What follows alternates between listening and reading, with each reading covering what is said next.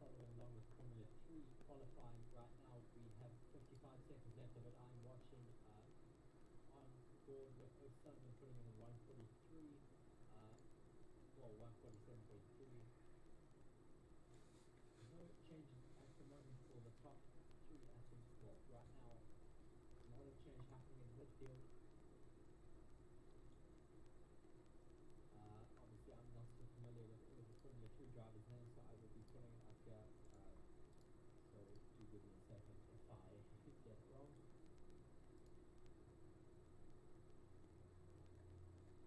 So far on pole we have many. I think he did a rookie this season, which is brilliant from him and his team. Just on board with Zach O'Sullivan for Premo Racing, just getting very dirty and all over the place since turn 13, using quite a lot of time. So qualifying is now over, and our top three is Mini, BOR, third is SAU. We get all of their full names now. Obviously, the time board has all of their abbreviated names.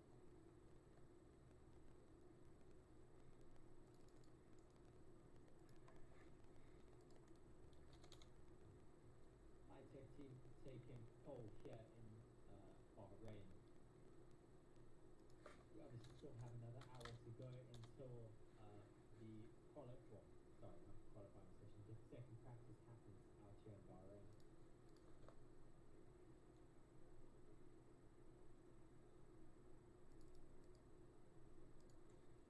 So just getting some information here. For Formula 3, 29 drivers have been confirmed of the 30 that are set to complete across the 2023 campaign. There are plenty of drivers to keep an eye on, that is for sure. 17 rookies will be going up against 12 returning names. As things stand, all looking to make a fast start against their rivals. Williams Academy has Zach O'Sullivan, who has switched to Prema for this season in his second Formula 3 campaign. He will be driving alongside Paul Aaron and 2022 Formula Regional European champion Dino Berganovic. Fellow Williams Jr. Franco Colapinto has moved to MP Motorsport for the 23 campaign, while Johnny Edgar joins him from Trident. Both are now partnered by a new rival, Mari Boya. Elsewhere, Kyle Collett has taken up a seat at Van Amersfoort Racing. Pepe Marti returns with Campos, and Ido Cohen has swapped back to Roden Carlin for 2023. Sophia Frost is back in FIA Formula 3 for the first time since 2020, driving for PHM Racing by Charouz in their first season in the championship. Lots to look for, obviously, here in Formula 3. Formula 3 being one of the main feeders for Formula 1. A lot of young talents coming through. Obviously, a lot of your big teams will be keeping an eye out on all of these rookies, seeing who has potential to be in Formula 1 in the next few years.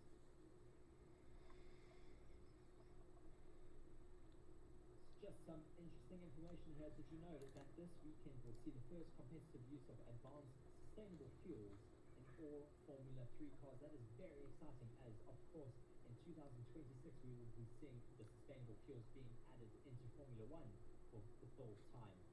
Very exciting. So obviously that test gets underway for Formula 3 this year. The innovation developed by Formula 1's global partner Aramco is being pioneered by the FIA. Formula 2 and Formula 3 championships are being switched to these fuels before Formula 1 switches to advanced sustainable fuels in 2026, in line with the new regulations. This is, of course, when Porsche and Audi are looking to get into the sport. So we will be keeping an eye on that for sure as well. Definitely very exciting to see that these cars are out here driving, sounding so great on these sustainable fuels. Definitely looking forward to having Formula 1 cars driving around like this in the future. Very close between the top two, just 0.057 seconds splitting the two of them.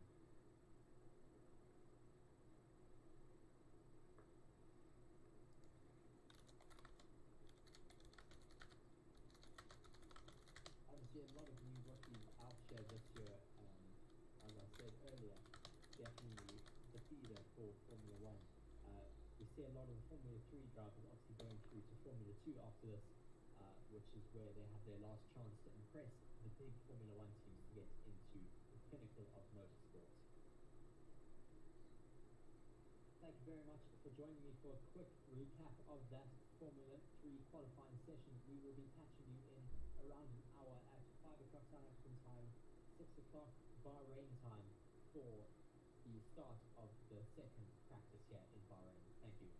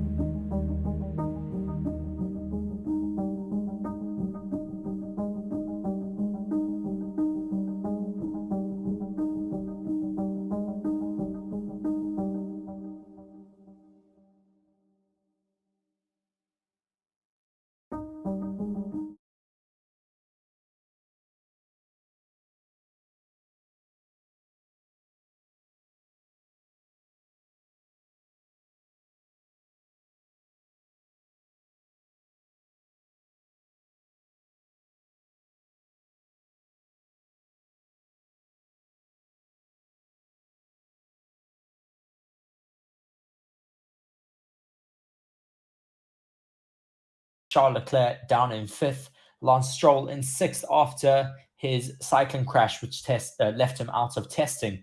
Kevin Magnussen down in 7th, Guan Yu Zhou and Valtteri Bottas in 8th and 9th, Lewis Hamilton and George Russell 10th and 11th, Oscar Piastri followed by Yuki Tsunoda, Nico Hulkenberg, Esteban Ocon, Nick de Vries, Pierre Gasly, Logan Sargent, Alex Albon, and finishing off in 20th, Carlos Sainz. So obviously not going very well for Ferrari in the first practice session. Carlos Sainz having a big spin and losing the car, luckily not causing any damage, but ending the session for him. Please do let us know what your thoughts are in the comments, what you think our top 3 will be come tomorrow evening in qualifying. Tell us what you thought of testing, what you think of the liveries. Just let us know what you think.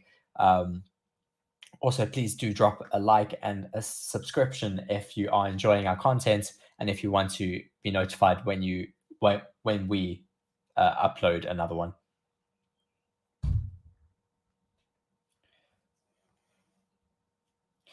So obviously half an hour to go until the start of practice 2 in Bahrain.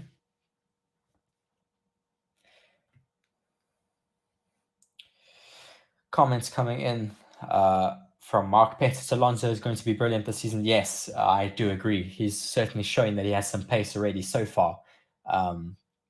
James P commenting, it's going to be interesting to see how far off Stroll is to Alonso this season. Yes, for sure. Of course, a bit of a tough start for Lance Stroll, having missed preseason testing because of an injury while cycling. Luckily, he was able to get some really good surgeons in Spain and was able to have surgery before this week's race. James P also commenting, Ferrari is a slight concern, but I have faith. Yes, Ferrari actually put out on their Instagram after FP1 just saying that they were doing some long runs. Whether we can actually trust this, we don't know just yet. We'll have to wait until qualifying tomorrow evening. But certainly looking like a bit of concern for Ferrari so early already in the first day of practice.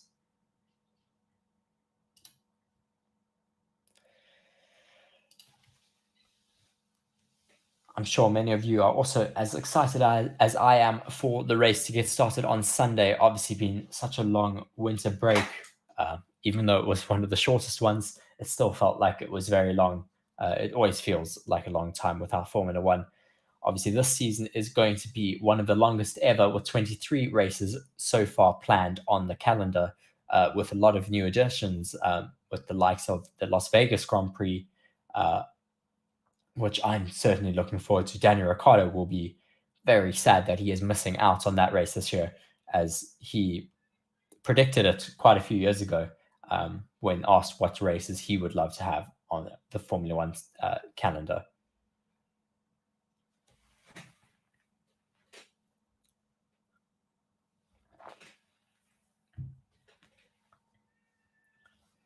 Please do let us know in the comment section. Please do vote on our poll who you think will do the best, or who you were most impressed with from the first practice.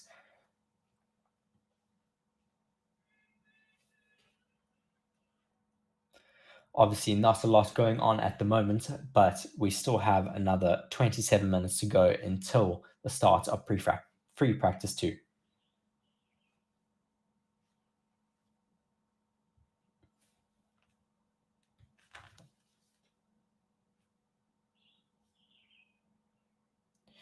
Just looking on Twitter now to see if there is any new or any Formula One news that I can just inform everyone about, just to fill the time.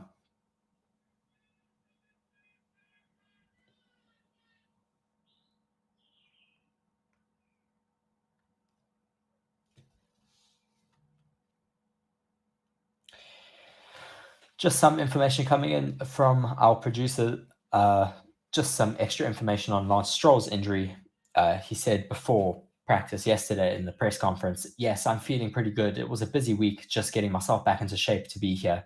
I'm really happy to be here and looking forward to the weekend. It was an eventful week for sure. Lance Stroll said before expanding further on his injury and recovery. It was some minor surgery on his right wrist and left one. I banged it up a bit. It was just a bit painful in a bike accident. I came off the bike and ate it pretty hard. That's it. Just basically went all out to get myself back into shape to get back in the car. Obviously, starting on the back foot, having had that injury and not participating in testing at all, he will not know much about his new challenger for the season. He will not have had many laps in, obviously, other than free practice one now.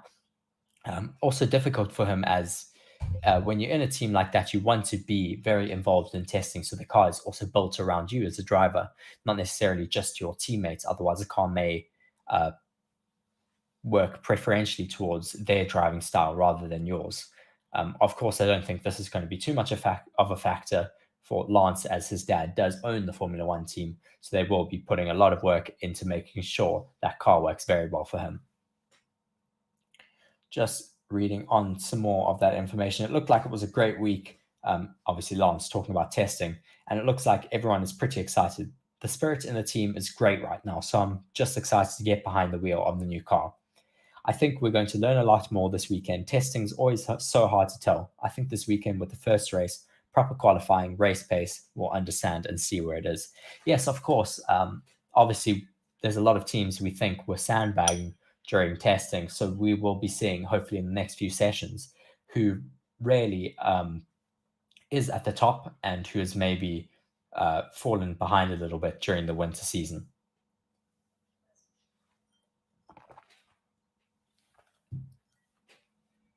Obviously, we have some new liveries for this year, with the likes of Mercedes going back to their infamous black livery, which they did so well in 2021.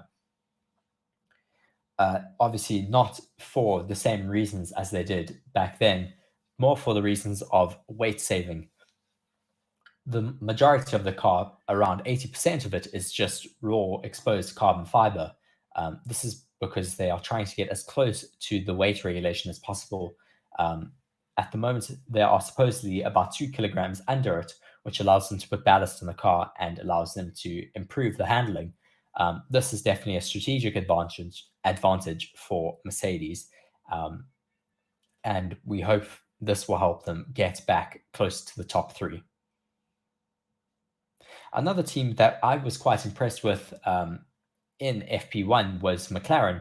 Oscar Piastri putting in quite a good lap in the middle of the session, and then Lando Norris going and putting himself in fourth right at the end with a 134.1. Obviously, still quite a bit off from the top three of Perez, Alonso, and Verstappen, just under a second off of them to be. Just some more information coming through. Charles Leclerc was the first guest on Formula One's Beyond the Grid podcast for the 2023 season. Just waiting for some more information on that, but there are quite a few topics that they will be talking about. Of course, that is always interesting to hear some insight from the drivers themselves.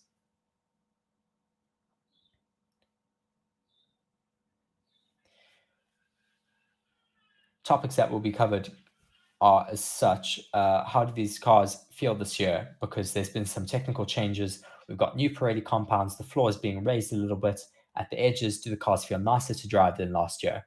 Leclerc then responded, let's say that is very first feelings. And again, we are not in the optimal window of the car yet, because this is not the goal as of yet. But first feelings feel pretty similar to where we ended last year. And there were some changes that normally should hurt the car performance-wise for this year, especially on the floor. So this is a good sign. I mean, that the engineers did a good work to recover the time lost by the changes. Obviously, a lot of challenges coming in for the Formula One teams and engineers this year with the regulation changes. They have raised the floor height by around 15 millimeters to combat porpoising. This was mostly brought on by the Mercedes after Azerbaijan, where we just saw them porpoising so badly that Lewis Hamilton struggled to get out the car. I'm sure many of you have watched the Drive to Survive season, and you can see in that episode where they cover the Azerbaijan Grand Prix just how much pain Lewis Hamilton was in from the oscillations from the Mercedes. Just some more of the questions that they asked on the Beyond the Grid podcast. Charles Leclerc was once again asked, can I ask you a little bit more about what you got up to in the winter in the training camp in Italy? I mean, on the face of it, going skiing looks like a real laugh, but how strenuous is that? Or are you constantly going uphill, not downhill? Leclerc then responded, no, I'm also going downhill. I'm really careful doing it though. But it was very hard training. I absolutely loved it. We did ski touring, so that's going uphill, and I actually enjoyed it. For the first time in my life, in the past, I used to hate it. I mean, there's no speed, no adrenaline. So definitely some interesting episodes coming up on the Beyond the Grid podcast. Obviously interviewing Charles Leclerc first, but with many more drivers, I'm sure, to join them. Just going back to where I was speaking about earlier, McLaren showing that they are still quite competitive, even though in testing we thought that they were a bit on the back foot. In testing, we saw that they had quite a few issues with their brake ducts and their brake system. Specifically, some people call them the eyebrows over the wheels, but they're meant to direct air towards the brakes and to the back of the car. McLaren had issues with these. They were quite flimsy and braking under the airflow of high speeds. So it was down to a manufacturing issue, which they then had to try fix on the fly during testing. Hopefully they have gotten to the bottom of this and have fixed the way that they make them so they no longer have these issues. But they are certainly showing that they are very competitive so far in pre-practice. I think there's still quite a few teams who will be holding back a bit, mostly Ferrari, as well as possibly Mercedes. I'm certainly hopeful that Mercedes will still be quite competitive and we will see them fighting for the top three.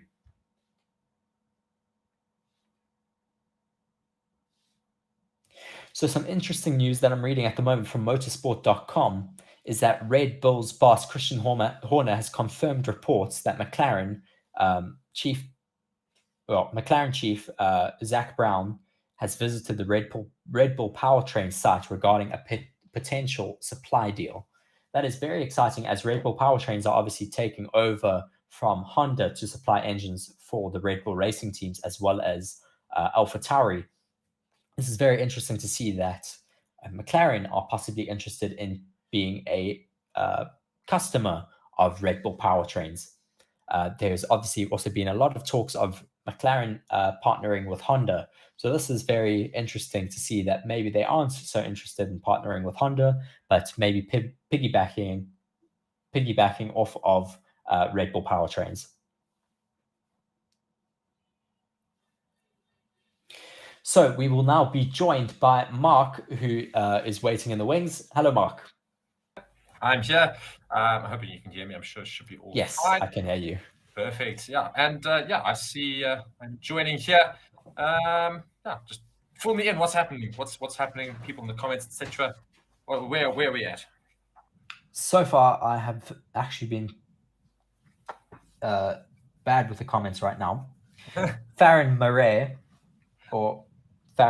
has said Max is more aggro than a South African taxi driver.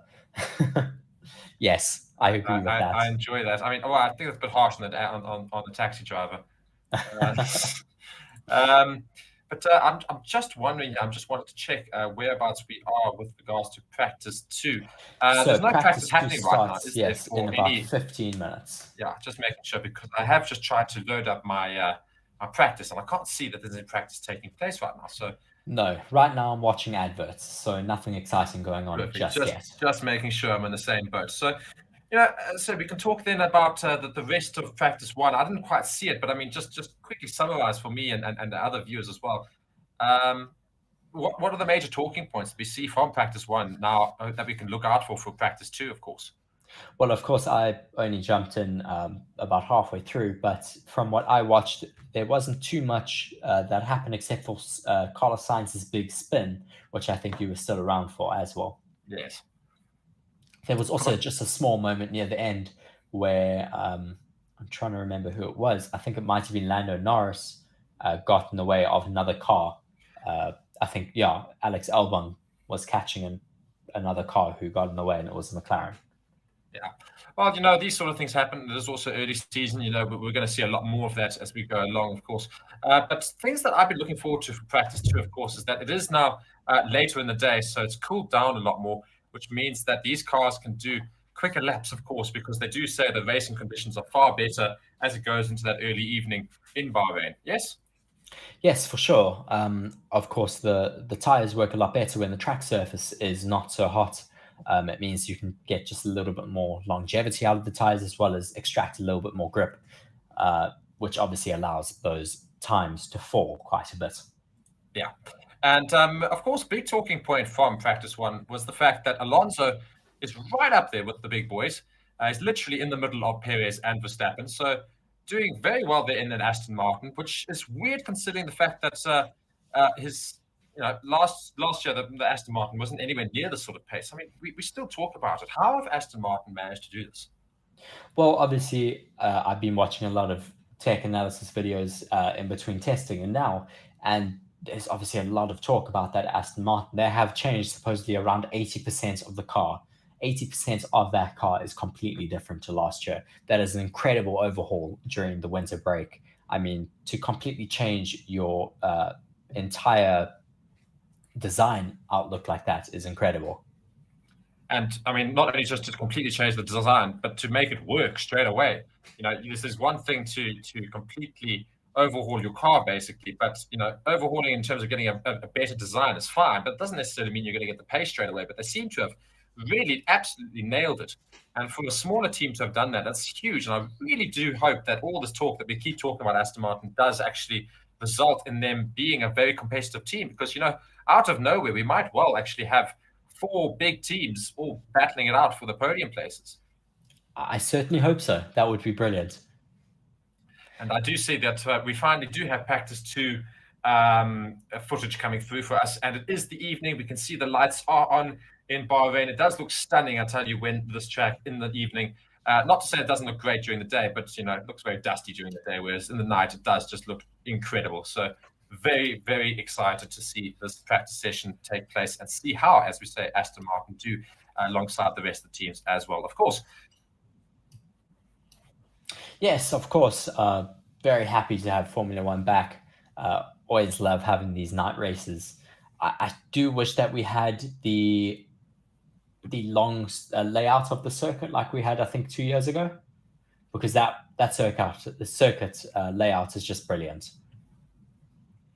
Yeah, I think the only thing is that with this circuit right now is I think, if I remember correctly, this circuit now there's more overtaking taking place in this current setup of the track than there was in the previous one. If I remember correctly, there was a lot more overtaking in the other layout. Nonetheless, because it was pretty much just straight the whole way. Then I'm thinking of the wrong layout. I'm thinking of the very old layout where they had lots of twisting turns and the straights were shorter, etc. Oh yeah, this one we raced the traditional layout like this, and then we also did it pretty much looked like a big square.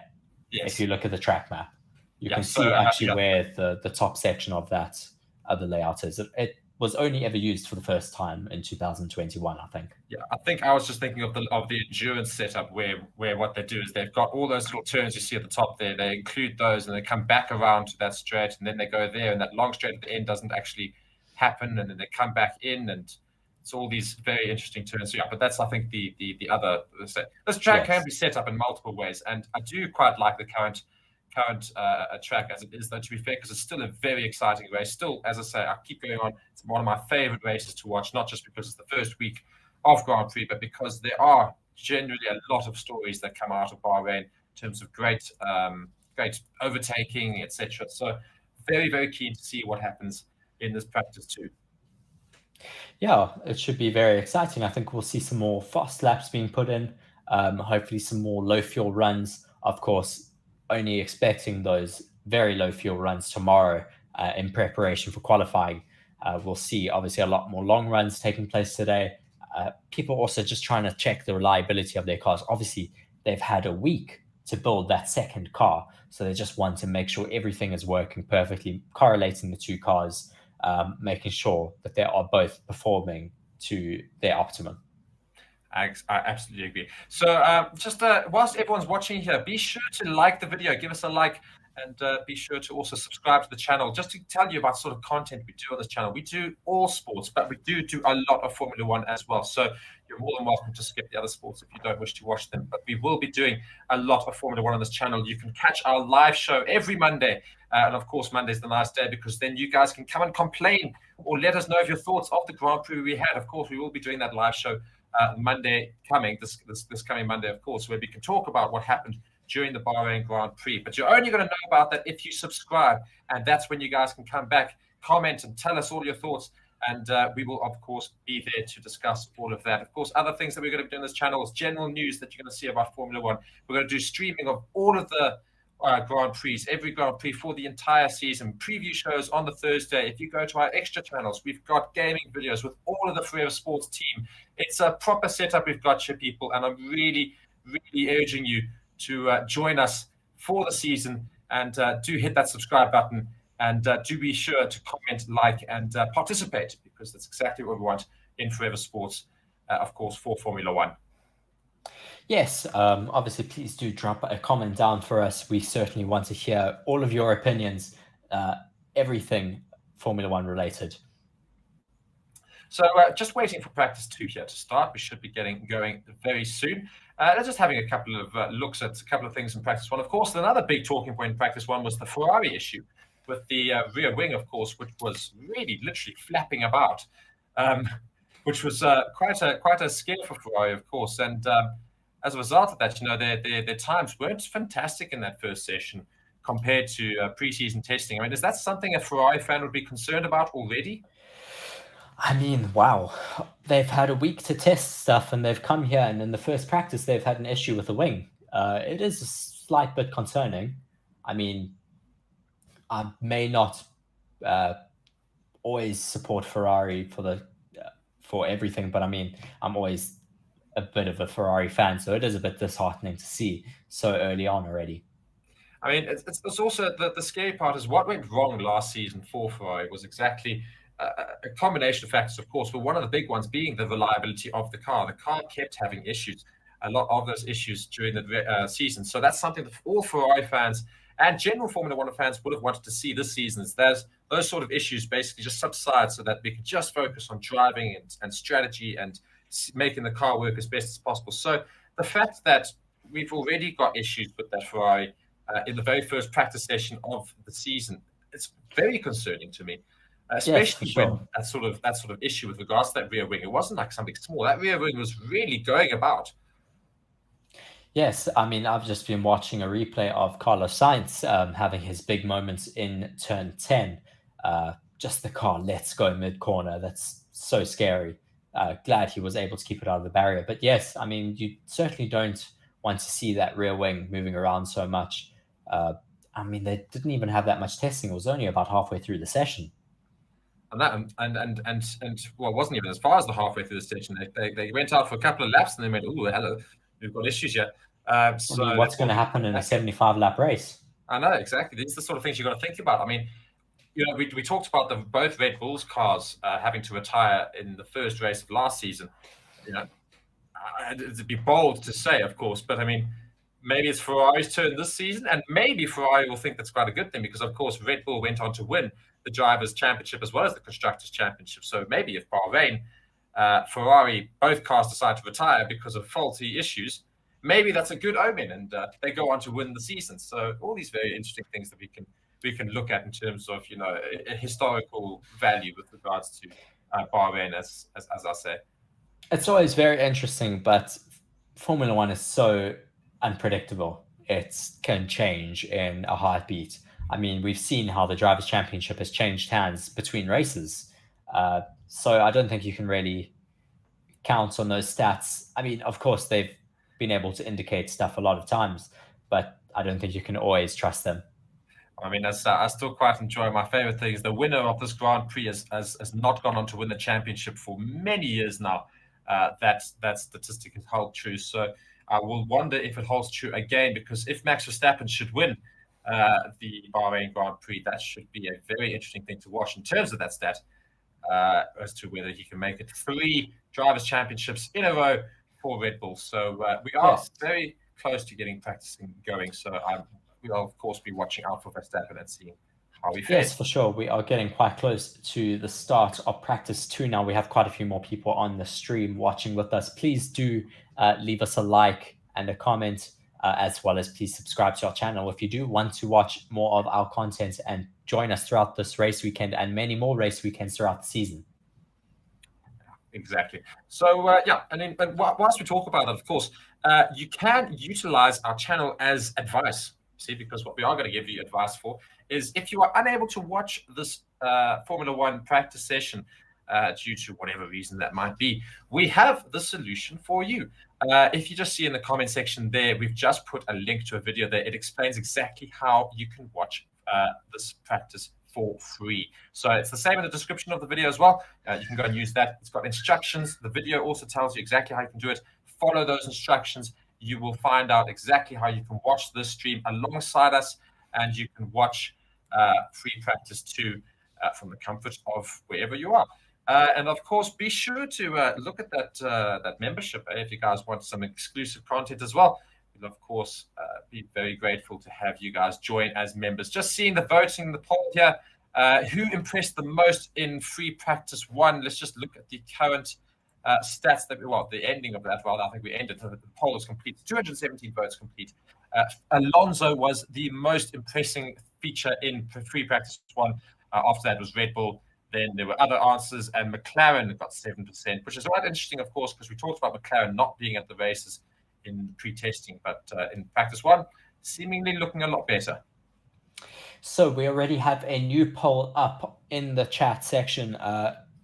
Vote for which team you think will finish fastest in free practice 2. So far, it is hung between Red Bull, Ferrari, and Aston Martin. Funny enough, actually, I'm gonna punch here, and I'm gonna give my own personal opinion, and people can tell me otherwise. But I would not be surprised at all if Alonso goes quickest this session. I really wouldn't at all. In which case, yes, I'd be voting Aston Martin. Yes, I think Aston Martin certainly still have a few tricks up their sleeve. I'm really looking forward to tomorrow evening when we see who is on top. I'll say the qualifying tomorrow will be absolutely brilliant to see, because we'll finally see the proper pace of all these cars, see them all on softs permanently going around the track, and we'll get a really, really good understanding of what the pace of these cars is looking like. There, James saying, big chat about Alonso, sitting him nice for a did not finish. Unfortunately, that is exactly the sort of thing that does tend to happen as well in Formula One. You know, we talk up a lot of people, talk a big game and say, oh my word, this guy, I'm so keen to see what he does. And you'll probably see him like get taken out in the first corner and things like that. And then, that's his race done. And then you don't get to see anything happen. So this is Formula One. It's how unpredictable it can be, of course.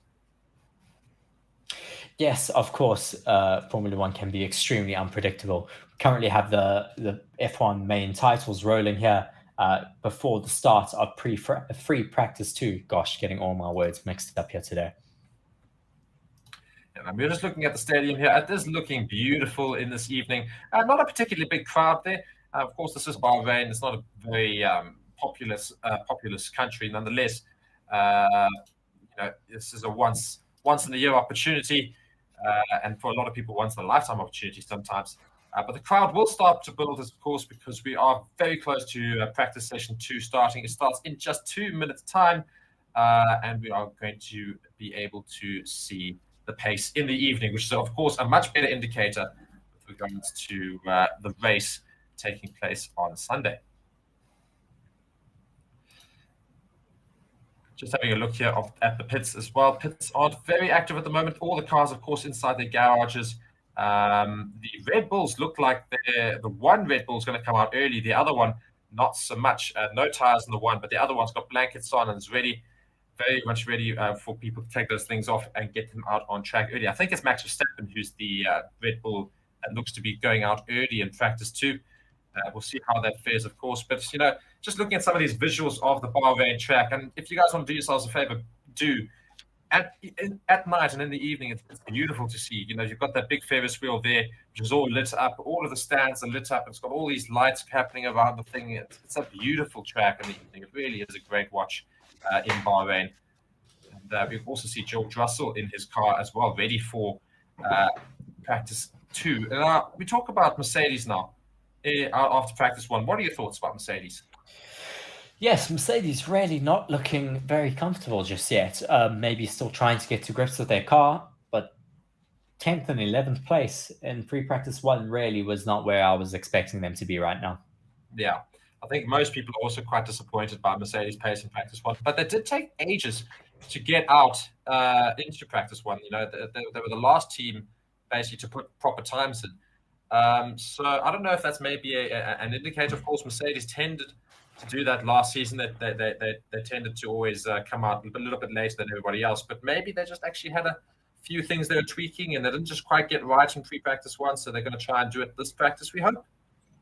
Well, it is Mercedes. You never know. They often sandbag before the actual qualifying session or the first race. So maybe they're just playing mind games again. And of course, going completely opposite to pre-practice 1, where Stroll was the last driver out onto the track. He is the very first one there, waiting and ready for this for the flashing lights to stop to let him go out. He is the only one in that line currently, and he does get going and he does start. Free practice 2 is underway for 2023, and 1, 2, 3 cars all follow him out. It looks like a Ferrari or 2 Ferraris perhaps, and we'll comment as we go. Free practice 2 is underway. That's an interesting new helmet for George Russell there. It's very lime green for him. So Lance Stroll here, of course, coming back from an injury, going to be very interested to see how he does in this practice, of course, because the first practice, much of it was spent really getting the car right for him. So be very interested to see how he fares in this practice. Of course, he did quite well in the first practice, right at the end, to be fair, getting decent time as well.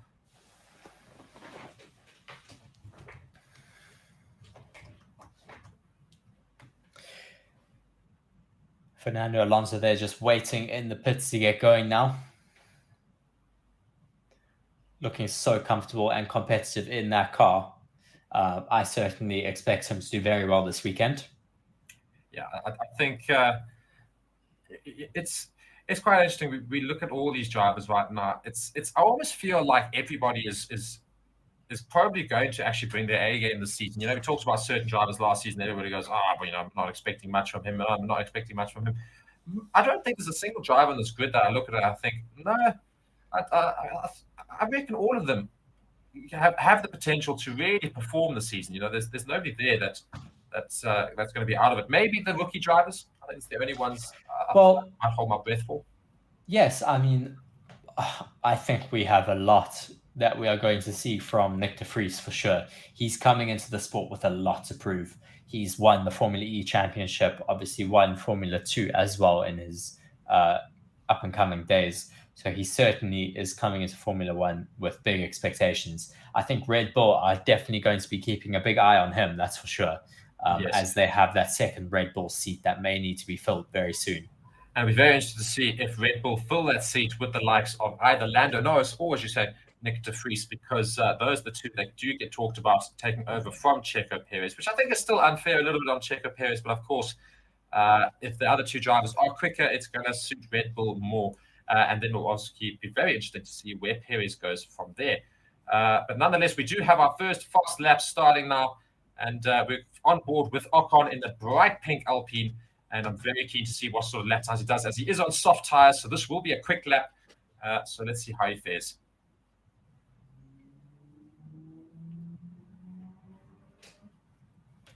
And just following Ocon here, coming up, finishing that second DRS zone.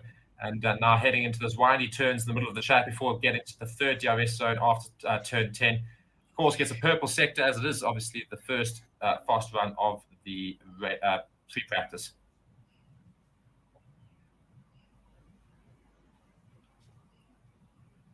And just following him now, turning into turn 10, gets the apex very nicely, looking very comfortable. Is now heading down that straight at pace. The rear wing is open.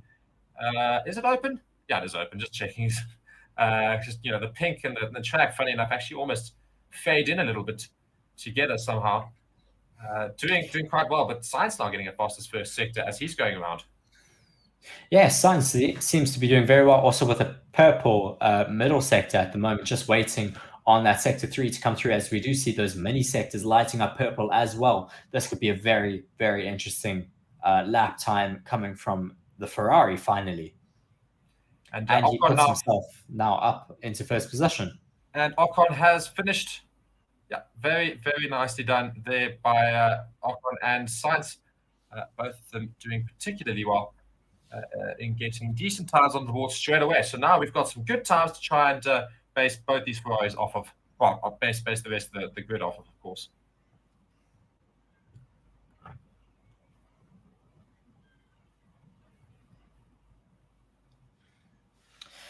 Yeah, so obviously that Alpine doing some qualifying simulations out there. So as I predicted earlier on when I was chatting, that we could be seeing some simulations being done for qualifying tomorrow night. Obviously, this is the same conditions that we'll be seeing tomorrow night, so they will be trying to replicate that as much as possible. Yes. And yeah, just looking at these times, just we've already gone quicker than the first session. Just telling you how much better the conditions are for practice 2 in terms of going into the evening race here. So yeah, Sainz has already gone quickest. Leclerc has just beaten Sainz. Having said that, so Leclerc has just gone around just a bit quicker than Sainz. Leclerc finished there in a 1 minute 31.84 compared to Sainz 1 minute 31.95. So Ferrari is finally coming out with a bit of a bang here and saying, "Hey, look at us. We are certainly here to also play ball. You guys didn't talk about us enough in the first practice. You're going to talk about us now." Yes, and I actually voted in the poll that we currently have in our chat. Please do participate in that if you want to. I actually voted for Ferrari to top the times at the end of the session. So let's see if my prediction comes true. So yeah, lots of very interesting predictions. And be sure to go and predict that poll, as Reese says. I voted for Aston Martin. Reese has voted for Ferrari. A lot of people are voting Red Bull. So we'll be very interested to see what people's thoughts are, of course. And of course, be sure to subscribe to the channel. You don't want to miss any content with regards to any of the F1. You can be with us for almost all of the sessions and everything F1 related throughout the entire year, not even just this practice session. I promise you, we are going to be doing so much for F1 in terms of content, and be sure to follow us along and comment and ask us questions and like the video. Be sure to like the video, of course, as well. Let's try and get as many people watching as possible, because the more people we've got here, the better discussions we can have, the better content we can make for all of you. So it all comes down to you guys making this a better stream for yourselves. Like the video, subscribe to the channel, comment. It's all about interaction here. So yeah, just going back to pre-practice 2. Yeah, Reece, your thoughts so far? Yes, good running so far from everyone. Everyone looking very clean, neat and tidy. Just back onto everyone watching. Please do leave us a comment down in the comment section. Please ask us questions, anything you want to ask, technical questions, if it's any other questions about Formula 1 news, whatever it may be. Please do let us know down in the comments. And also let us know where you're watching from, because we're also very interested to see who our audience is. You know, we've had some Australians here, we've had some Mexicans, we've had South Africans, people from India, people from France. Exactly. It's brilliant to see everyone here on our stream, and for us to be able to connect with all of you. Yes. So so far, just looking at the timings here, we've got the 2 Ferraris in 1 and 2, and then we've got Gasly and Ocon of the Alpines in 3rd and 4th. So Alpine also coming about with a bit of pace. Hamilton there doing a quick lap, coming in 5th with a 132.4. So we do see Fernando Alonso now. I think we're following him on track. He's going on a fast lap. I'm very interested to see how he does here. I want to see him hopefully push for a very nice time. Rodney Brown just commenting, watching from Mesquite, Texas. Awesome to have you here, Rodney. Thank you very much for tuning into our live stream. And just proving yet again that there are so many more Americans watching Formula 1, which is, of course, fantastic for the sport. As we see just a replay here of Charles Leclerc coming out of the garage. And not good news for Ferrari, saying, guys, there's still something strange with the clutch, so please look at it. And they're saying, okay, we'll do. So Ferrari's got problems still going to practice 2. Not good for Ferrari at all. Yes, that is very concerning to hear, especially when it has something to do with the clutch, such an integral part of that Formula One car. Oof, and we just see a replay as well of Sergio Perez going into, I think it's corner 7, or it's corner 7, 8. It's corner 8, just apologize. And there's just a bit of traffic there and locks up very badly, just trying to avoid it. Very interesting that, of course. It's getting very, very congested out on track. Oscar Piastri here doing overtakes on the start-finish straight, or at least attempting it with an AlphaTauri. So it's almost like it's a bit of racing suddenly in this free practice. There's a lot of cars on the road. Oh my word! And there's an Aston Martin that just more or less stops on track, and Oscar Piastri has to get out of the way last minute. That's huge. I mean, my word, that could have been a big, big incident there early on. If Aston Martin comes out of the pits and slams on brakes, Oscar Piastri has to locks up as he goes into the first corner there. Very dangerous from that Aston Martin there, but I couldn't do much because there were 2 cars coming down the straight, and he was released, as I say, came out of the pits. So almost a massive, massive incident in free practice 2. Yeah, that could be if it was very close, and if the Aston Martin was at fault, then they could be seeing a penalty. I'm still a bit behind you, so I'm only seeing Charles Leclerc coming out of the pits right now. Oh my word, you're very far behind me. Yes, I am. So we do have another comment in the comment section from Cosima Sere Di Casano saying, watching from Switzerland. Welcome, Cosima. Thank you very much for tuning in. James showing his true feelings about Lance Stroll there. It was Stroll who was at fault for coming out of the pits there. We will see, of course, if there's any implications for that. But nonetheless, I will give Stroll a bit of the doubt here. It was very difficult for him to avoid that entire thing. But he did come out at what seemed a very slow pace. I think that's what maybe threw everybody off. On board now with Oscar Piastri and Yuki Tsunoda. Oscar Piastri thinking he would be able to get past Yuki Tsunoda, as James says, but no, Yuki just having that extra pace and getting so close. I've just seen that incident for the first time. That is very scary. Yeah, let's say Oscar Piastri, they're having to brake very late on that start-finish straight as an Aston Martin came out. It was Lance Stroll, came out of the pits at a much slower pace than the rest of the race. Lance should have kept closer to the right. If you see where the line is for the pit exit, he's already halfway across. I mean, it's certainly something that's going to have to be talked about, and there's something that people are going to have to look at as well. But nonetheless, we do carry on with free practice as we do see Max Verstappen here putting in some lap times, and he's just closed his DRS. So I think he's just finished that little lap time there. He is on mediums, of course, so his time's not going to look as good as the rest who have done most of their laps on soft. Still, we have the Ferraris in first and second, followed by the 2 Alpines, followed by Hamilton in the Mercedes, Perez in the Red Bull in 6th, Russell in the Mercedes in 7th, and Alonso in 8th. Still very keen to see for Alonso to improve his times, and I'm sure he will as we go through the session.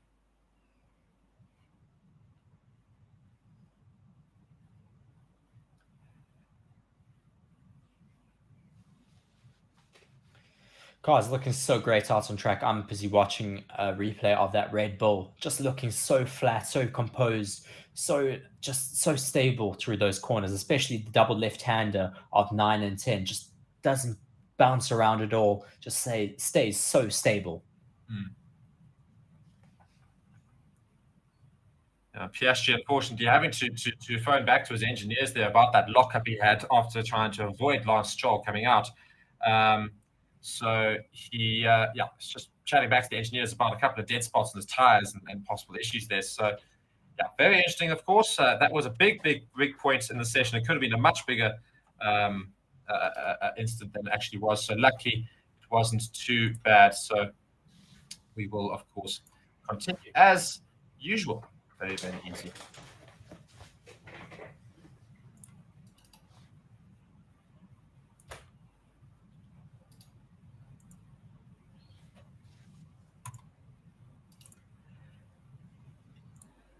I've just paused my stream there by mistake and just seeing this very cool angles, of course, with inside the halo of the car. That's a very cool little angle, and some of the angles, of course, like the one inside the pedal box. That's the one. I'll get there eventually. Doing very nicely as well. It's very cool to see some of those angles and just get an idea of how these drivers actually have to face the conditions they're in, and in terms of inside the car as well. James is also commenting here saying Sky Sports losing their timing board. Glad to see Forever Sports coming in clutch. Indeed, yes, Forever Sports will not let you down. That is what we do. Love to see it. Absolutely love to see it. Yes, obviously when you can't guarantee on the top guys, you have to come to us. So definitely well, Formula One owns it, but when they fail, you can come to us. Of course, we'll always be running. Let's just be honest, we'd be better than Formula One. I back us always. Just coming back here, we just see a lot of times being put on the board, a lot of softs and mediums just between the two of them. Just interesting times, of course. Max Verstappen is watching a replay here on the main straight. I just want to see what happens at the end of it. I imagine he locks up a little bit. Interesting, saying he feels the car is jumping around a lot more than in testing, so having a little bit more of what might be that porpoising effect, or at least just not as smooth a ride as it was in preseason testing. So a couple of things not working quite as well as they did in preseason testing for some of these teams as well. It might be that they're just running a different type of setup and it's not necessarily working as they intended. They can always go back to the setups that they did use during preseason testing. They will have data on all of those setups that they did use. And I'm sure they will get to the root of the issue. Yes, 100%. Sorry, we do see that Hamilton there has just gone third fastest on soft tires. So again, showing the Mercs have got a little bit more pace than earlier already. Just 0.4 seconds off of Leclerc's time. Still a little bit slow compared to the Ferraris. 0.4 seconds is still a little bit, but nonetheless, Mercedes finally showing and starting to gain a bit of time back on the other big manufacturers. So certainly, it's quite difficult to predict right now because it's the pace is certainly switching as time goes on here between different manufacturers. Yes, obviously, it makes it very difficult to know who to put your money on. Of course, I mean you don't know who's really showing true pace or who's still sandbagging. And, just following Joe Granu here. I mean, he had a good season last season in terms of just getting the experience under the belt, and of course after that huge crash, did very well to recover, of course. But your thoughts on what he might be able to achieve this season, or is it just going to be another one of those? Just we're in a smaller team; it's not going to be that easy. We'll just try and do our best. The the Alfa Romeos are looking quite competitive, so I think we could be seeing them also putting a bit of a fight for maybe top 5 every now and then. And I think Guan Yu Zhou himself will do quite well as well. We saw last year he had quite a lot of pace, and he definitely did show that out on track. And just see quite interesting here. He's coming into the pits here, Joe Guan Yu, but just for a tire change. Doesn't look like they're going to keep the car very long. It's put on the what looks to be soft tires, I think. And he's basically just going to go straight back out and hopefully do some pace laps. So it'll be very interesting to see where his times go, Joe Guan Yu, that is. Sonoda is the only car on track at the moment, so very lonely. And actually, in fact, no cars are on track anymore. Sonoda has now come in. So currently no cars out on track and a lot of work being done inside the pits, especially on that of Max's Red Bull car. They're just changing a lot of things there. I think they're just changing the setup a bit. Yes, of course. Just getting extra data and just changing their car setups to make it work better, of course. We shall see if they are able to improve their times in the next couple of minutes. I'm sure they will be back out on track very soon. And we just see the Merc here of Lewis Hamilton. He put in the third fastest lap so far in practice. He's got his tires removed. The car is now being lifted onto stilts. They're not looking to get him out anytime soon. So he looks to be in the pits for a little while. Some work being done on the Aston Martin here on the front wing of Lance Stroll. So quite a bit of work they've been done on his car already. So he's certainly had quite a busy day in terms of a lot of work on his car. So he must be a little bit bored of sitting in that car in the garage right now. Yes, for sure. Especially in a day where he needs to have as much running as possible. He doesn't want to be sitting in the garage. He needs to be getting used to that car. So hopefully he will get some more running in the session and not more garage time. Yeah, and as we say, we've now got a car of Sargent, the Williams of Sargent, or the Sargent in his Williams. Either way is fine. is going out for his out lap. So we will at least see a car going around. We can just follow him around and see how he fares. He is on softs, so let's see if he can sort of challenge near the top on these soft tires, if we can get a half decent lap in. Of course, Logan Sargent of America. And if you're an American fan, I know you guys love screaming USA, USA, but do be sure to scream USA in the comments. We'll be very keen to see how many USA fans there are following Logan Sargent with very keen interest, of course, the American driver in the Williams. Yes, of course. We already have Rodney Brown watching from Texas. Let's see if there are any more American Formula One fans watching alongside with us today. So, Logan Sargent here just doing his out lap here. I mean, he's obviously in the Williams. Where do you reckon Williams could place this year? Some people are talking that their car is not too bad, but I'm interested to see how it does. Well, it certainly looks like they may have made a bit of an improvement over the winter testing season, of course, with having extra wind tunnel times because of their finishing. Because of where they finished last year in the standings, they have been allowed to have increased wind tunnel testing times because of the way the sliding scale works. So obviously, the better you do in the Constructors' Championship, the less wind tunnel testing time you have, which is why this year Red Bull has the least amount of hours in the tunnels and Williams has the most. So they have made quite a big improvements on their car over the winter season. And we do see Sargent start his quick lap, so let's see how he fares. And we've got very rough conditions, of course. You can see when you're inside the helmet, you see how bumpy it is. It really is. And seemingly going quite well here. It's quite interesting to see where they look inside the helmet. Just 0.17 seconds off of Leclerc.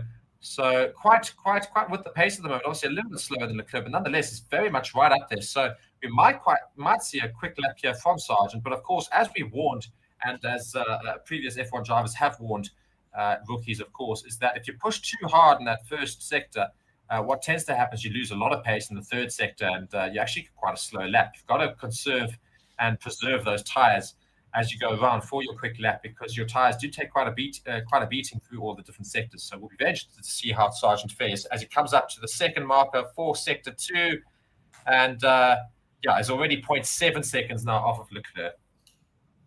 Yes, for sure. What you're saying is very true. You need to really look after your tires, especially up in the warm-up phase of a lap, because you really don't want to heat the tires up too quickly, because then you lose quite a lot of grip for later on. But yes, also when you're doing your fast lap, you want to be quite gentle on them in the first two sectors so that you still have a lot of grip to push in that final sector to put in your fastest lap time. And we do see Sargent does cross the line there in a 1:32.85. So not too terrible, but he hasn't really improved too much in his previous time. They're still down in 9th place on softs, of course. We do see Sainz coming out on softs as well for an out lap. And there's quite a few cars now starting to join the grid. We also see Hamilton here getting ready to get himself out there. They're taking the blankets off. They've lowered the car down. They're just waiting to take the computer away. And they've reversed their decision. Very Mercedes-like, of course. and they're trying. They're looking. I think somebody's frustrated with the director of this whole operation right now. Still waiting. They're all looking. Just taking ages here to make a decision. And now they take everything away, and Hamilton will get out onto track. I'm currently watching. I think it is Lance Stroll leaving to go out on track right now. Yes, indeed. Lance Stroll has joined the track again. So I'm very interested to see what sort of times he can try and do in that Aston Martin, which seems to have so much pace this year. And let's really hope they back it up in every session, of course. People, please do let us know where you're watching from. Be sure to like the video, subscribe to the channel. We're always looking for fans. We could have everybody on and discuss. We'd have live shows every week. And that's where you guys can come and have a whole chat and tell us your thoughts and ask us questions. It's exactly what we're here for. Whole point is we're going to try and get as best an answer for all of your questions as possible. That is the whole point of Forever Sports. We are fan driven. So following Sainz here, doing sector 1. It's a little slow already. He's going into sector 2, but hopefully he can put it in a decent lap as well. I see now what you're talking about with Mercedes, just not really knowing what's happening, just bad communication possibly. Quite interesting here. Sainz has managed to get a better sector two than that of Leclerc. So he might well actually be able to get a fastest lap here if he gets a decent third sector as he gets into it. 10 seconds left before the end of this. He goes into the final turn. He's onto the straight now. He's picking up pace very quickly. The Ferrari looking beautiful now. And he does not get a new fastest lap of the session. He's still just behind 0.113 seconds behind his teammate Charles Leclerc. So Sainz still needed to speed up as we do now go to Lance Stroll's Aston Martin. He's put in a purple first sector, so just shows the pace of that Aston Martin at the moment, really doing something else. Looking at that timing board, I can see he's put in a purple middle sector as well, which is brilliant. So far with green mini sectors in sector 3. So let's see if he can possibly take the top of the standings. Indeed, and we're just following here, just going fourth into his final sector now. Could he go? And he does. It does indeed. A big fastest lap. It's much quicker than the Ferraris as well. 0.4 seconds. That's 0.4. I think it's 0.4 seconds quicker than those of the Ferrari times. So this Aston Martin is seriously pacey. Really, really pacey at the moment. Brilliant to see. Obviously now just slowly starting to reveal their hand. Let's see what Red Bull shows in terms of their performance. I mean, we talk about Aston Martin already doing very well in this whole these two practice sessions so far. But I mean, we don't know how much Mercedes and Ferrari and Mercedes, Ferrari and Red Bull, have revealed in terms of their car's pace. But so far, early stages are showing that Aston Martin are there to challenge, and I'm very, very excited to see that sort of thing happen. Yes, obviously we want as many people to be in the fight for the top 3 as possible. Let's make it a top 5. Why must it be a top 3? It must be very exciting for us fans, of course. That's what we all want as spectators of the sport. Oh my word! So sorry to interrupt you there. There's a very late release there by an AlphaTauri. Almost goes into Norris. He's saying, yeah, Norris on his way saying, yeah, almost just crashed in the pit lane. Yep, we'll get in touch about that. He just went straight in front of me as the AlphaTauri of Yuki Tsunoda released, very poor release, and almost also going into Red Bull. So very poor from the AlphaTauri team. Then we also now look at a replay of, I think this is Nico Hülkenberg in the Haas, and we see him going and just has a little bit of a little moment, but not a major moment. But we do see quite interesting that Hülkenberg has put in 2 purple sectors as well. So in the Haas, which is very interesting to see. And now Alonso's now put in a first purple sector. So we've seen these purple sectors fly all over. Perez putting a purple sector in sector 2. Perez now quickest on the track as well. So everything's moving around. Hülkenberg now second. Very exciting to see. I've just finished watching that on board with Lance Stroll, just looking so neat and tidy throughout that entire lap. That car looking so competitive. Amazing to see Lance Stroll doing so well, even though he didn't have any time in the car during testing. I mean, just looking at these times here, all these tires are falling. I mean, you look at the current list here, it's quite incredible to look at. I mean, we've got Alonso back into number 1. He's just put the first sub 131, a 130.9. That Aston Martin is so quick at the moment, a 130.907. Perez follows him, followed by Leclerc, followed by Hülkenberg in the Haas, and followed by teammate Stroll. For Alonso, of course, in the Aston Martin. 5th, Hamilton in 6th, Norris 7th. So these times are dramatically falling, and these Aston Martins are just staying with it, and they're the ones just setting the bar at the moment. So already almost over a second and a half faster than the times that we had during testing. Obviously, I think the fastest time we had in testing was a 132 point something by Sergio Perez. And just reading James's comment shares exactly that. The track is starting to come alive right now, and it is indeed, as we do also see Max Verstappen doing a fast lap now. Let's follow him and see how he fares in that Red Bull on softs as well. So we might well be looking at the new fast time for the track. If he should get a decent lap in, we will, of course, follow him with very keen eyes to see how he fares.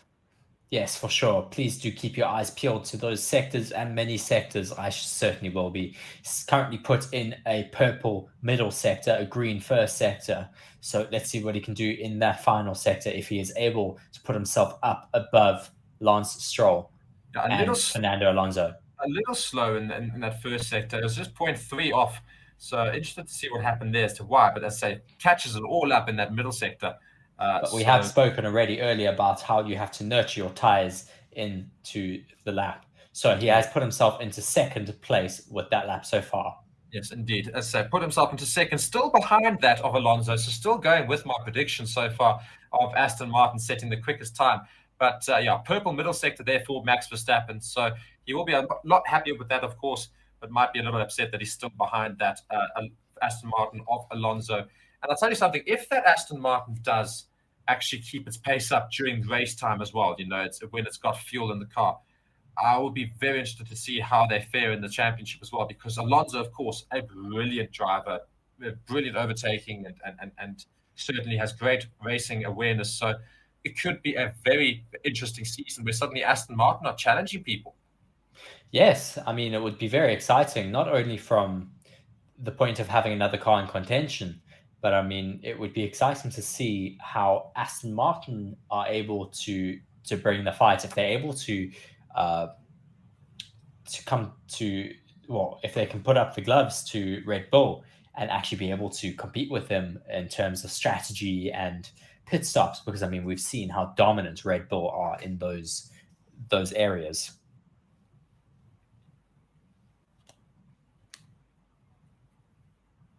So currently out on track is pretty much everybody. Oh, it's about half the grid at the moment. Verstappen's still out on track, and we'll see how this all fares as we go along.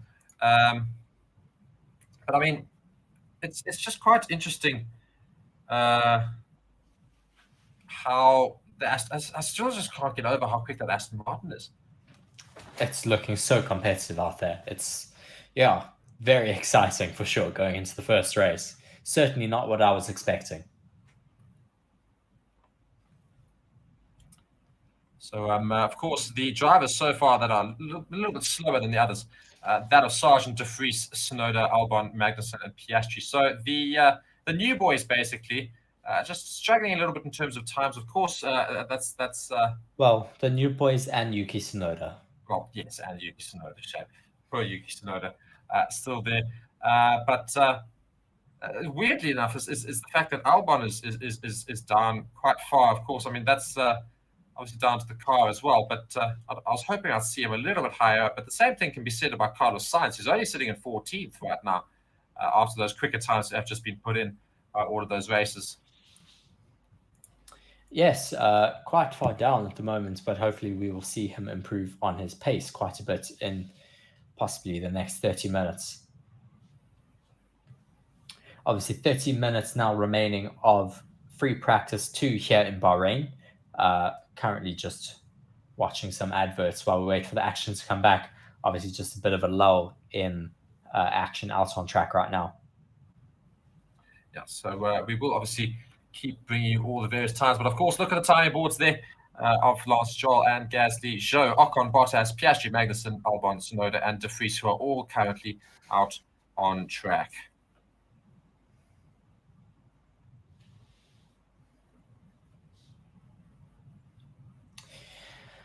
Obviously, quite a few cars out on track right now, just possibly on warm down laps before they go and attempt another couple fast laps. No new fastest sectors currently on the timing board or yellows as people are on those warm down laps.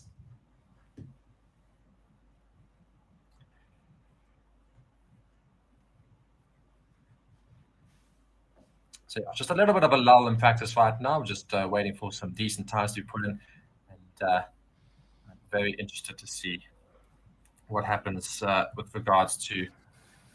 Well, I think I'm going to be watching Russell and Sainz.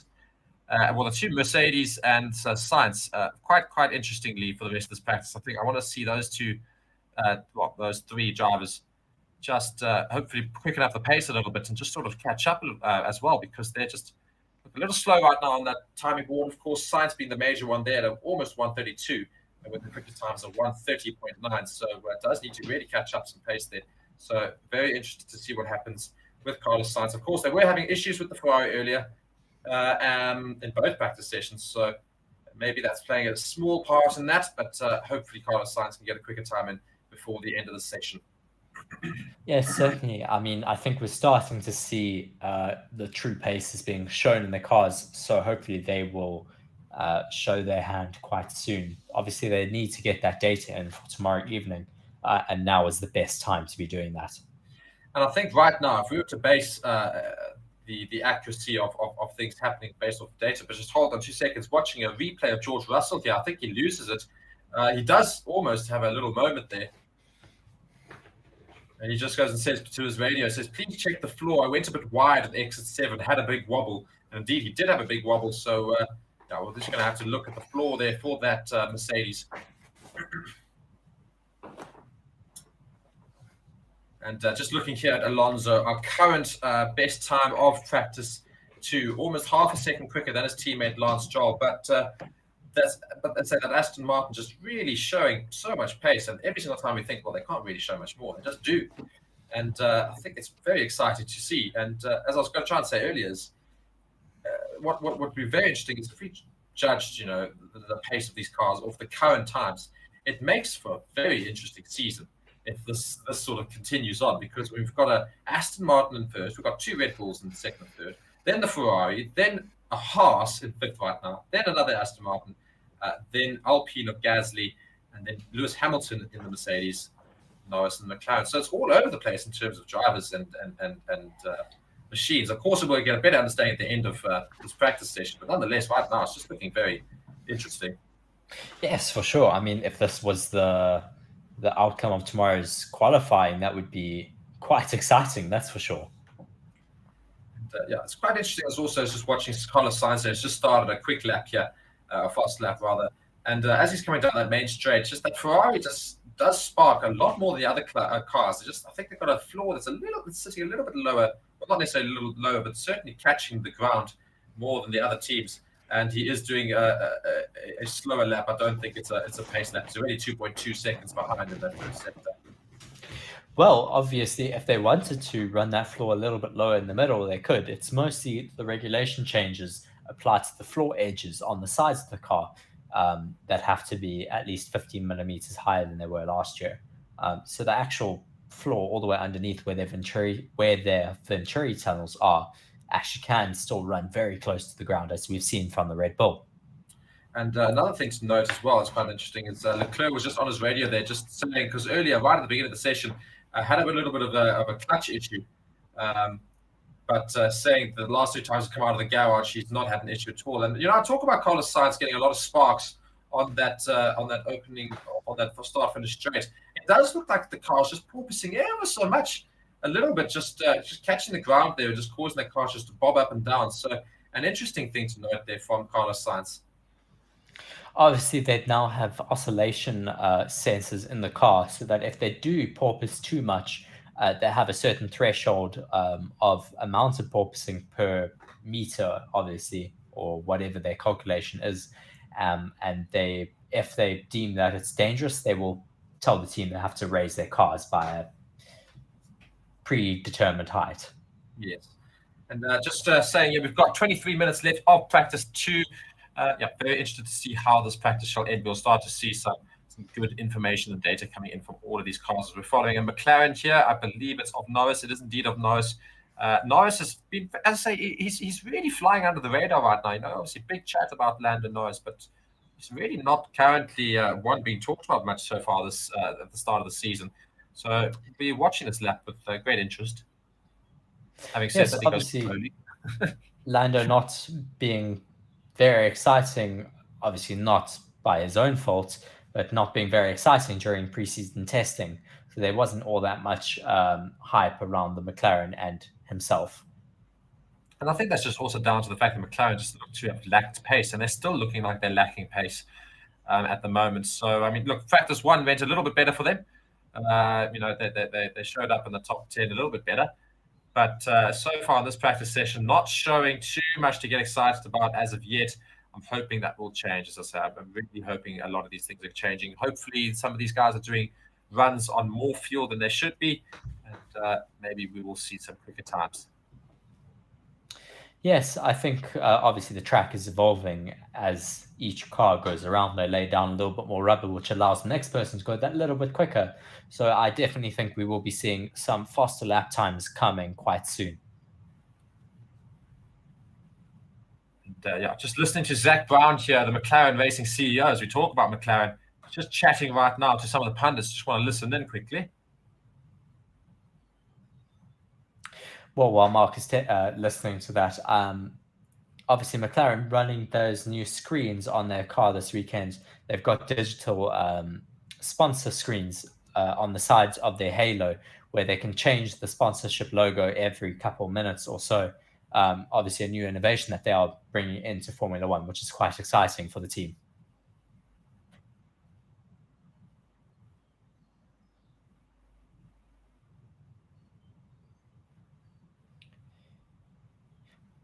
McLaren looking quite comfortable out there on track at the moment. Obviously, we don't know how low they are running out on fuel right now, but looking quite calm so far.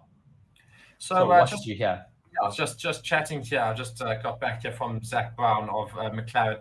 They're just asking a couple of small questions about, they had some issues with the tires, or at least some of the brackets in the tires. They're just asking if they'd managed to fix those. They're saying, no, there's no longer an issue at the moment. And it's quite sad, however, one comment he's made, because he seemed to have made it seem like it was a good thing. He says, we hope to make it into practice, into qualifying session 3 tomorrow. And I think that's quite sad if you're a McLaren fan to hear the fact that they just hope to make it into Q3. I mean, surely as a McLaren fan, that should be a given. Yes, Zach Brown has certainly been playing down their performance all week, and ever since last week's testing, he's been playing them down. Maybe it's sandbagging on their behalf. Maybe it's the truth. Maybe they just do not expect to be very competitive in the first few races of the season. I mean, it just worries me a little more, because at the end of this race, if weekend, and that situation for McLaren hasn't changed, it's going to be a very bleak season for them. And just quickly, as I say, we see Logan Sargent also. Did you see it at turn 10? Took it very, very wide there. Just forgot to basically brake as best as he should have, and went very wide around turn 10, going straight off the track there and having to come back on. So it's a couple of the rookie drivers making some errors, but they will hopefully improve as the session goes on and as the race weekend goes on as well. Yes, I'm currently watching that replay right now. Yes, just has a bit of a lockup on the left and just goes so wide out there in turn 10.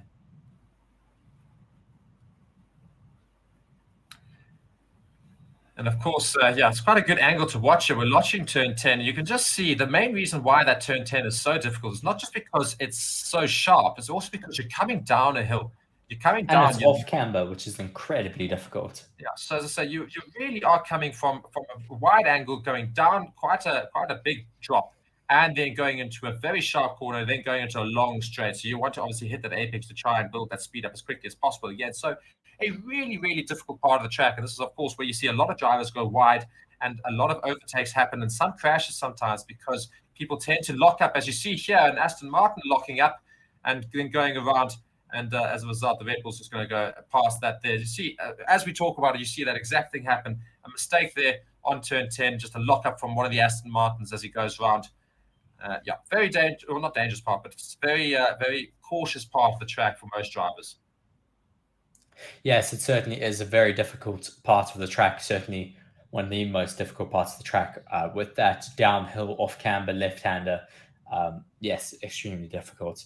Just watching so many cars coming through there, as you mentioned. Aston Martin's looking quite comfortable. Obviously, you said the one had a bit of a lockup. McLaren's also looking very comfortable, hitting that apex perfectly down there.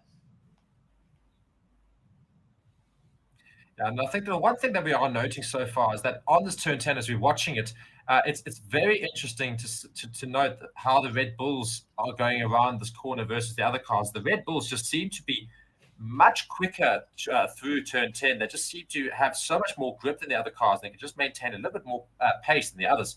So that is also an indicator as to why they're currently, they're doing some very good middle sector times. It's because they are managing to get around this turn at what seems a much quicker pace than the other cars. So very interesting that to note. Yes, I've finally seen that big lockup for Fernando Alonso. Just really, I think, just hitting the brakes a bit too hard into that sector.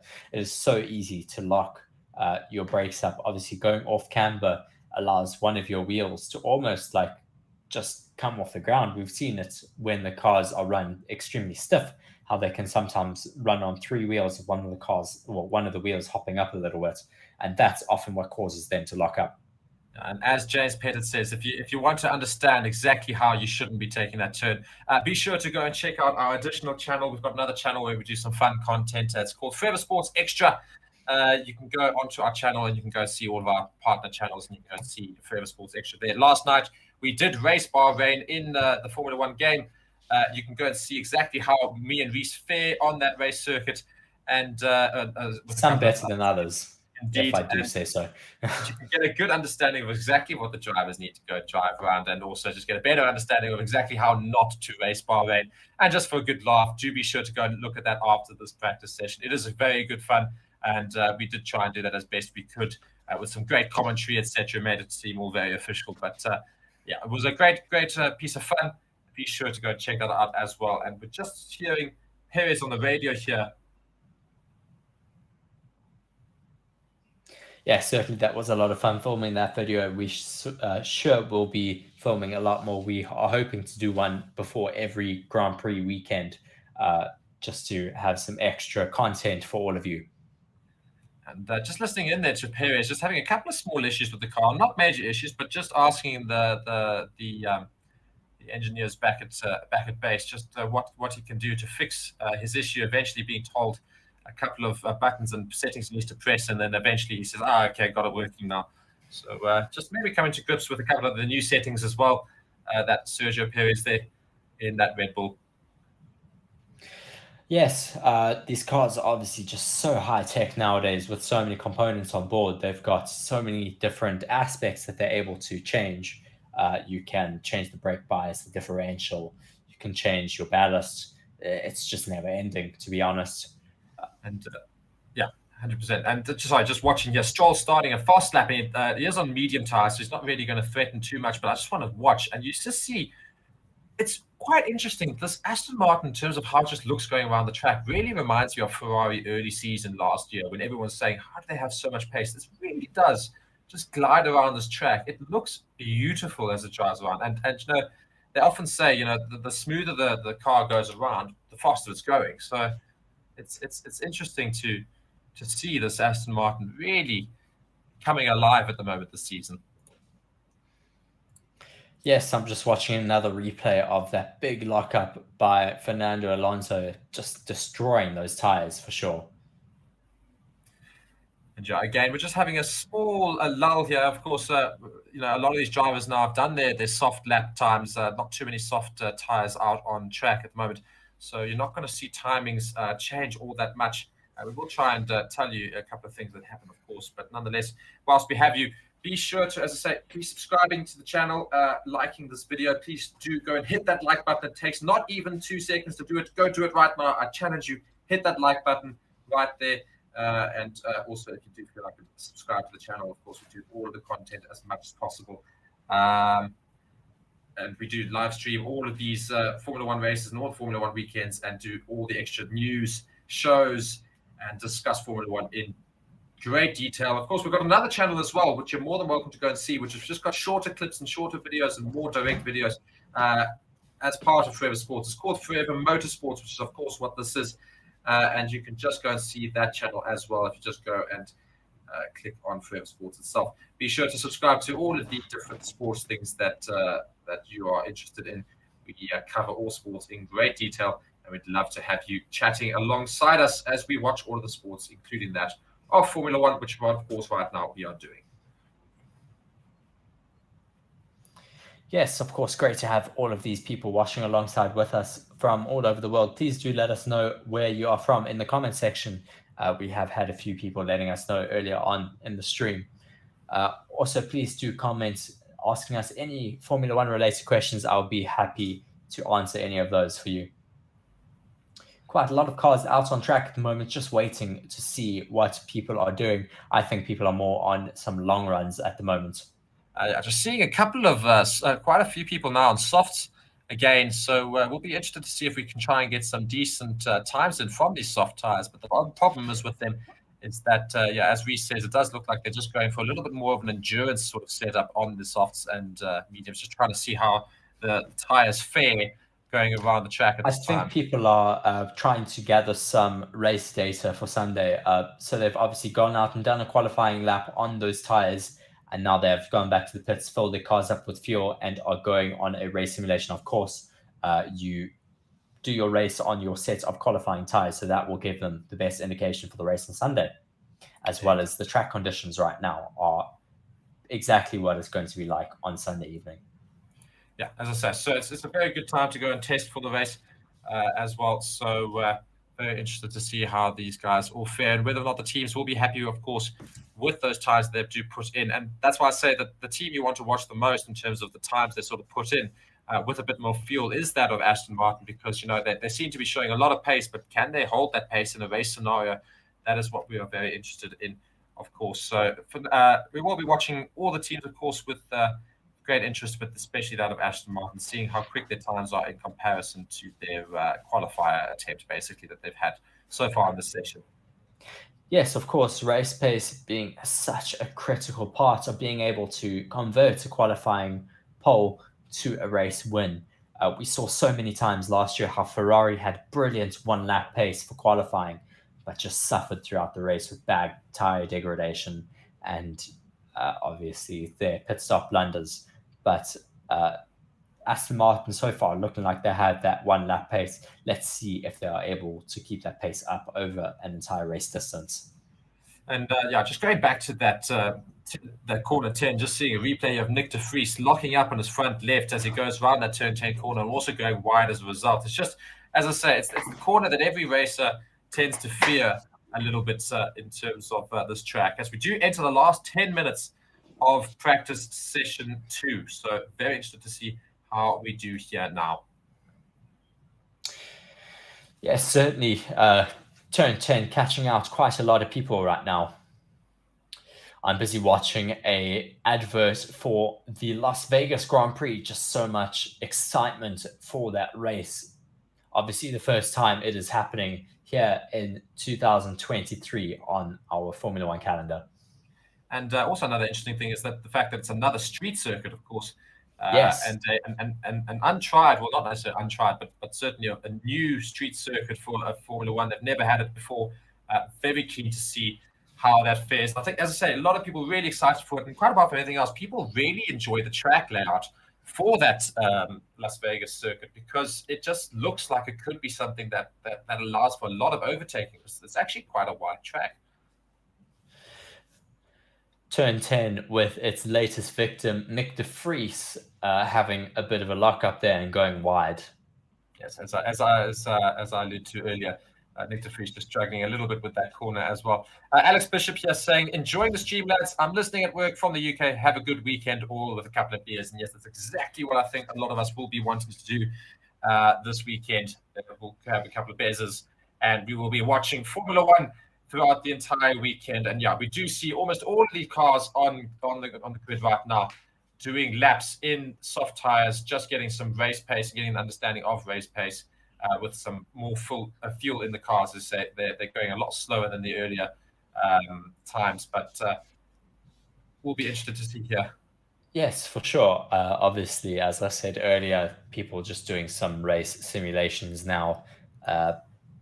Yeah, obviously amazing to be back out here in Bahrain.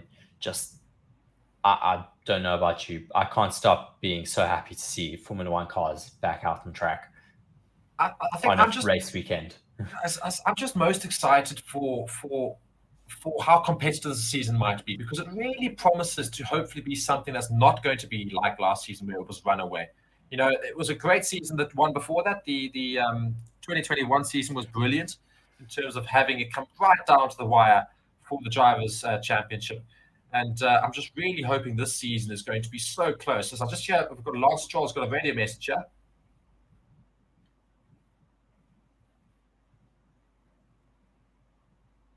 Oh, that's very interesting to note. So, sorry, just wanted to notice that basically the engineers are telling him to compromise turn one, basically saying don't have to take it so sharp, and then come back in and do a better line on turn two.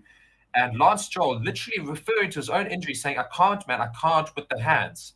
So is this already a poor decision from Aston Martin? Again, as I keep going back to it, is this not a bad decision to bring him in this weekend? He's clearly still got issues with his hands at the moment. Well, he's put in some competitive times, but yes, I mean, it's only free practice 2, and he's already complaining about the feel of his hands while driving that car. It may have been a bit too soon to get him back in the car. Obviously, you don't want to injure him further and cause further injuries from getting out there too soon. And I think what might actually be the case is he thought he'd be fine because he went out a couple of times in the car and he said, you know what, my hands are feeling fine. But maybe that was just because he was only doing a few laps. He wasn't doing it long term. And maybe the stress of doing it for a longer period of time, as he has done today, is maybe catching up with him, maybe saying, hey, actually, my hands are not too happy right now. And of course, if that happens in the race, that's not going to be good. If he can't keep his hands going and they really start to pain, he might actually have to retire for that sort of thing, for that sort of an injury. So a very brave decision from Aston Martin to be racing him this weekend. Obviously, a big issue with that is if they do want to end up replacing him before tomorrow, the driver that they replace him with now has no experience in the car this weekend. Well, I mean, only this weekend it would be Felipe Drugovich who would probably fill in, of course, who was there for preseason testing, which is at least better than nothing. But yes, as you say, he's not participated in the practice 1 and practice 2. So I think Aston Martin at the end of this session, depending on the data they get, will have to make a brave decision before going to tomorrow. Do they continue with Lance Stroll? Do they pull him out yet again? Yes, for sure. And that's obviously a very difficult decision to make, but it is a decision that they need to make for the sake of the team, for the sake of possibly points. And Rodney Brown, they're just commenting saying, you guys have an amazing channel. Really appreciate this exclamation mark. Well, Rodney, thank you very much. We really do appreciate that comment. It does just sort of reaffirm our whole vision here on the channel. And we really appreciate having you here. And we hope to see you through much of the season. And I hope you'll stay with us and chat with us, of course, during all these races. We are to the last 5 minutes of free practice 2. So, yeah, should see a couple of just quicker times. Maybe some people just push a little bit more because, they do just like to sort of end on a nice note. Just watching on board with Kevin Magnussen, not looking so clean through some of those corners, just losing a little bit. What is very interesting for me is to see the difference between Nico Hülkenberg and Kevin Magnussen. That is quite shocking. Oh my word, very interesting here because we had the comments there from the Aston Martin engineer with regards to Lance Stroll. We're looking back inside the car. We're looking at a replay of him going around turn 1. We see his left hand come completely off of the wheel and then take it from underneath. So clearly he's feeling pain in his hands and he has to try and change his grip to go around that corner. So clearly his hands definitely affecting his racing. And I think, as I say, surely the Aston Martin engineers and everybody has to make a decision before tomorrow saying, do we continue with that? Because if he's feeling it now, how is he going to do this during the race? Yeah, I mean, it's been how many laps? Maybe he's done 10, 20 laps, if that. Yeah. And I mean, he's having pain in his hands. It's going to be around about 70 laps in the race on Sunday. It's going to be very difficult for him to do a full race. I say, I mean, if I'm Aston Martin, I'm certainly monitoring that situation with great concentration and with a lot of my time. Rodney just said, yes, sir, you will. I'm glad we'll have you, Rodney. Very much looking forward to having chats, and especially this weekend as we go through all of the different sessions, getting to chat about F1. Just following Lewis Hamilton here, going through, he seems to be a little bit more comfortable in this car right now. Of course, they didn't put in the quickest time earlier, but that wasn't necessarily their true paces. We'll probably see tomorrow evening, of course. Sorry, I'm just watching that replay of Lance Stroll now. He definitely does not look comfortable in that car. And you can just sort of see his hands sort of itching to try and get a little bit more comfortable as he's going down that straight. It's not very firm on the steering wheel. You can see his right hand's doing more of the work and his left hand's sort of juttering about a little bit. And as he takes that first turn, if I can just try and show you more or less what he does, if this is his left hand here, what he basically does is he takes his hand off of the steering wheel. If my right hand's the steering wheel, he takes his hand off the steering wheel and pushes it up like that. He basically grabs it from underneath and pushes the car back around. So it's really not good to see for Aston Martin. Surely, I'm thinking I'm not risking it. I'm putting Felipe Drugovich in the car because you cannot afford to start the season with a man who does not finish the race. You have to think about putting Felipe Drugovich in the car seat tomorrow for practice 3. Yes, obviously not great news for Aston Martin there. 2 minutes left now of the session. Obviously, people are just finishing up their race simulations now. We aren't going to see those times tumbling much more than they did earlier on. So, obviously, your prediction then standing up for the end of the session here. Yes, indeed, I can see so. So Alonso with the quickest time of the session, and it's not looking like it's going to be beaten. So very, very well, not chuffed. I won't say I'm very chuffed. Of course, I'm a Red Bull fan. That's no secret. I'm a Red Bull fan, but nonetheless, very excited to see Alonso putting in these times, and Aston Martin really challenging everybody and saying, "Hey, keep up." Yes, great to see. Obviously, maybe they've shown their hand a little bit early. Maybe they've showed their full pace that they have in the car right now. We'll find out tomorrow evening. And Alonso starts his last lap for practice session 2. Of course, at the end of the session, they'll just have a couple of small things they can get through in terms of practice. But just starting his last sector here, we're interested to see whether or not they put in enough fuel to make this last lap a faster lap. We're going to follow across now. Let's just see how sector 1 time fares with his original lap time of 1:30.9 as he comes up to the first sector marker now.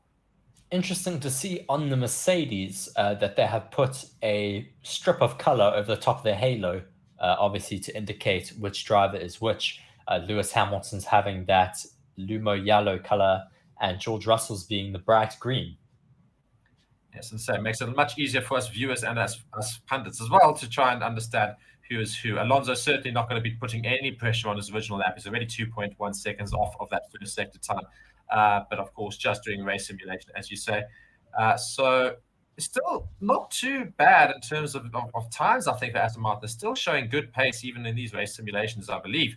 They're not that much slower. I mean, looking at all the other times recently put in, Alonso at 1:37.4 compared to Verstappen's 1:37.2 and Perez's 1:38.2. So he's right up there with the pace of the Red Bulls, who are doing the same sort of simulations right now after 14, 15 laps in the soft tires for all 3 drivers. So Aston Martin's still keeping up with those Red Bulls in terms of race simulation pace, you'd say.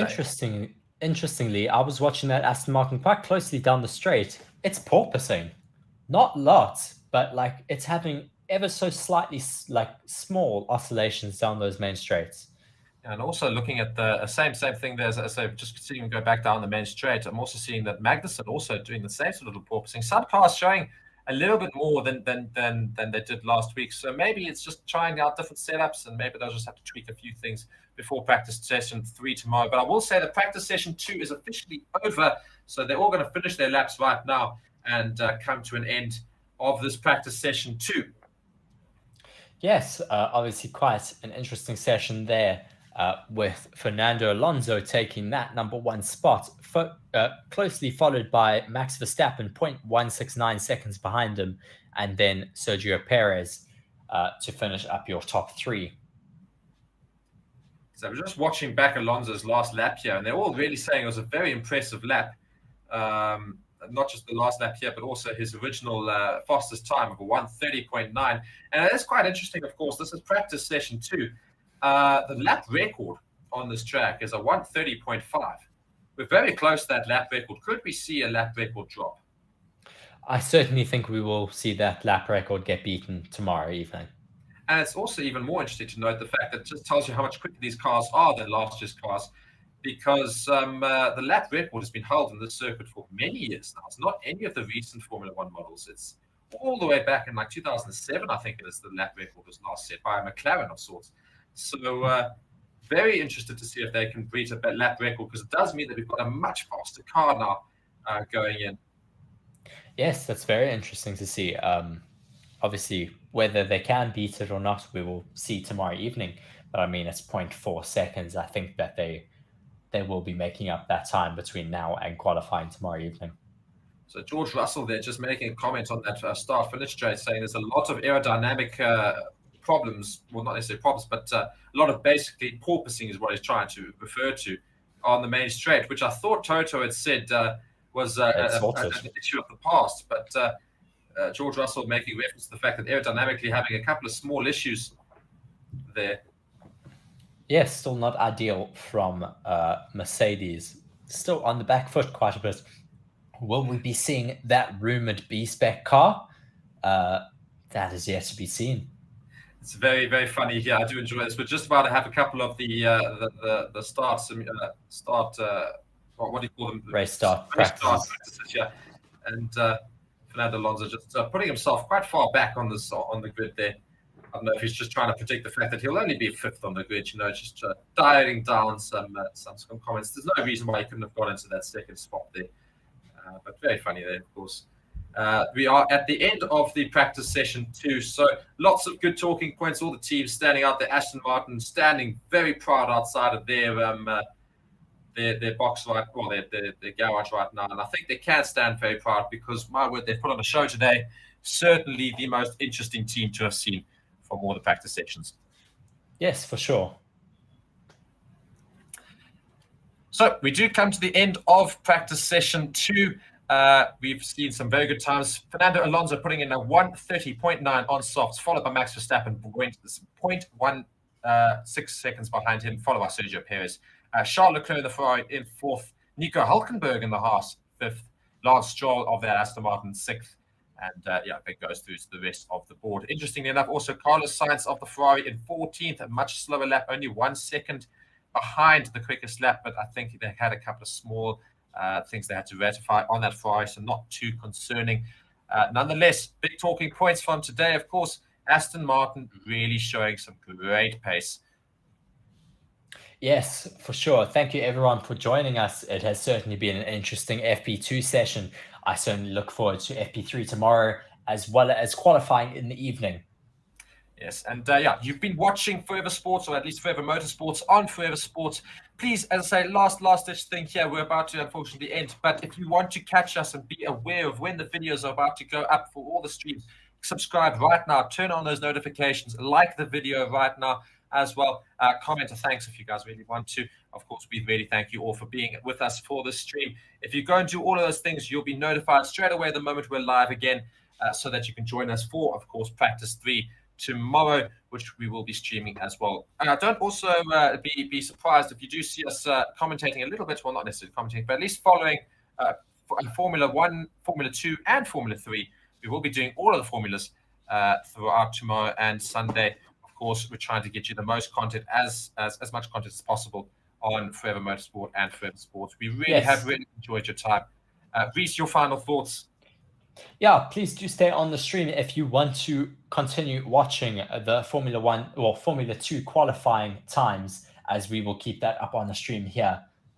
Yes, but that is all from me this evening. 100%. Perfect, guys. Thank you so much for watching Formula 1 Practice 2. As you say, we will now be watching qualifying for the F2 season as this begins qualifying, and we will... still be on in terms of the channel will still be on, but me and Reese, in the meantime, will probably get going, unfortunately, but we will keep the scoreboard up here so you guys can go and see exactly what happens in qualifying for F2, which will be very exciting, of course. From me and Reese, thank you guys so much for watching. Continue enjoying F2 qualifying. We are going to say goodbye, and as I say, we'll join you again as we go. And we'll hopefully recap a couple of things as well. Sweet. Cheerio, everybody.